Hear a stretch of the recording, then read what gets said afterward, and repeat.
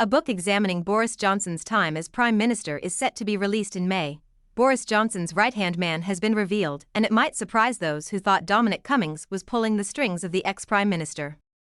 In a new book set to be released next month, titled Johnson at 10, The Inside Story, authors Anthony Seldon and Raymond Newell said Boris's wife Carrie was the voice behind several of his decisions. The book claims Carrie was offered a junior ministerial post in the Department for Digital, Culture, Media and Sport to appease her. The authors added, "We are saying that for all Cummings' bluster when push came to shove, Boris listened to Carrie." Simons was beginning to focus back on politics.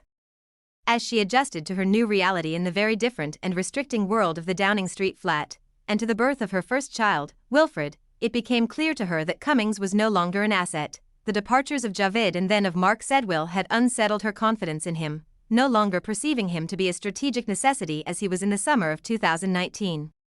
Her relationship with Cummings deteriorated further after Johnson's illness. Dominic Cummings served as the senior advisor to Boris before he resigned on November 13. The book further outlined Carrie's allies were on the warpath. The book also claims that Cummings had come up with a nickname for Carrie, Princess Nut Nut.